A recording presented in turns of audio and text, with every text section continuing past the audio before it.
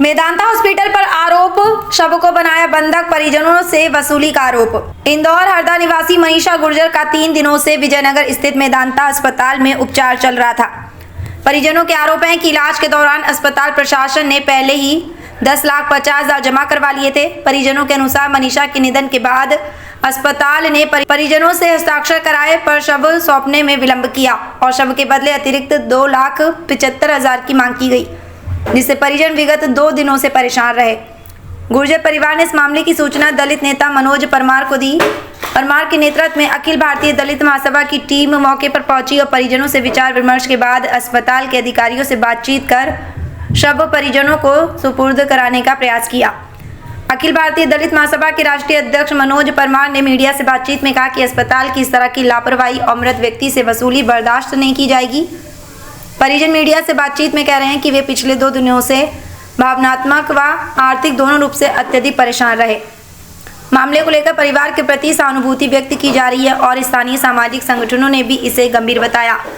परिजनों द्वारा लगाए गए इन आरोपों को गंभीर माना जा रहा है। किसी भी अस्पताल द्वारा बिल के नाम पर शव रोकना कानूनी और नैतिक रूप से विवादित है। 3 दिन पहले हमारी बहन मनीषा जी गुर्जर बाथरूम में गिरने से उनके सिर में गंभीर चोट आ गई थी, जिसको लेकर यहाँ पर एडमिट किया गया था। मेदांता हॉस्पिटल में एडमिट किया गया था और 3 दिन पहले अर्थात 2 दिन में जो है 10,50,000 रुपये अमाउंट राशि भी यहाँ पर जमा कर दी गई।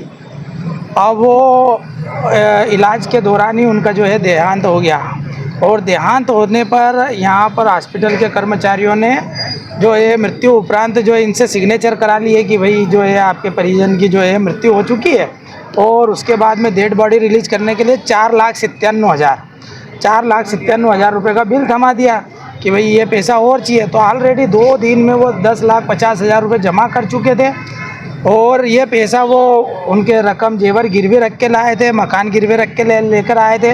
गरीब परिवार था, इसलिए सुबह से बड़ा प्रयास कर रहे थे। सुबह से ही वो बॉडी छोड़ने को राजी नहीं थे। इस बात को लेकर हरदा के पूर्व मंत्री श्री कमल जी पटेल भाई साहब का ही फ़ोन आया था मेरे पास कि इस विषय को जो है फॉलो करना, गरीब परिवार है इनकी है। अभी हम सब यहाँ पर आए तो हमको यहाँ आंदोलन प्रदर्शन करने की आवश्यकता नहीं पड़ी, क्योंकि माननीय कैलाश जी भाई साहब की यहाँ पर बात हो गई थी तो डॉक्टरों ने उनकी बात को स्वीकार करते हुए बॉडी को रिलीज कर दिया है। इसलिए आज हम सब ने यहाँ कोई धरना प्रदर्शन नहीं किया। यदि अगर वो नहीं मानते तो फिर हम जो है यहाँ धरना प्रदर्शन करते। किसी न किसी पूर्व में भी इस प्रकार के मामले कई सामने आए, लेकिन प्रशासन अभी तक मौन क्यों इस चीज़ पर? इंदौर में ऐसे कई हॉस्पिटल है जो गरीबों के साथ में, मरीजों के साथ में, पेशेंट के साथ में लूटपाट करते हैं, उन्हें मूर्ख बनाते हैं। जिस प्रकार से पूर्व में भी कई हॉस्पिटलों में देखा कि अपन ने 4-4 दिन का बिल जो है 21-21 लाख, 25-25 लाख बना देते हैं और जब आदमी की डेथ हो जाती है उसके बाद कृत्रिम सांस देते हैं, उसको मुर्दे को जीता हुआ बता देते हैं कि जिंदा है।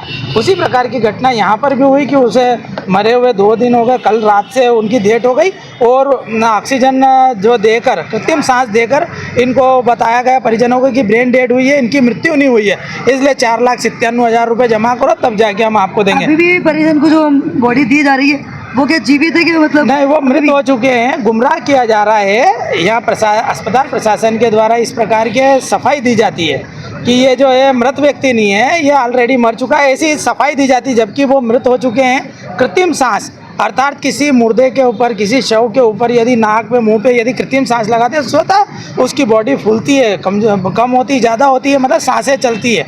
ये कृत्रिम सांसें हैं जिसको हमारे जनमानस को मूर्ख बनाया जाता है हॉस्पिटल प्रशासन के द्वारा। हॉस्पिटल प्रबंधक जो है लूट खसोट करने में लगे हुए हैं।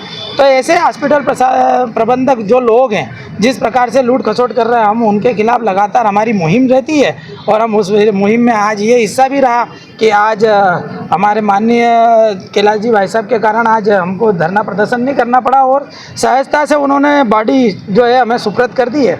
ये हुआ है आज। तो जी बताइए भैया, क्या घटनाक्रम हुआ था?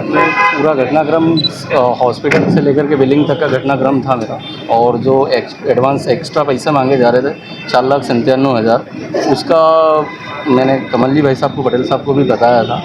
तो उनके तरफ से भी भाई साहब मनोज जी भाई साहब को फ़ोन आया गया और उस बात का निराकरण किया गया। उन्हीं के लिए उनका भी आभार। जब फ़ोन आया था तो निराकरण हुआ था या मनोज परमार जी के आने के बाद ही हुआ है? अब दोनों भाई साहब है बड़े आदरणीय है, तो उन्हीं के दोनों के नेतृत्व में निराकरण हुआ है।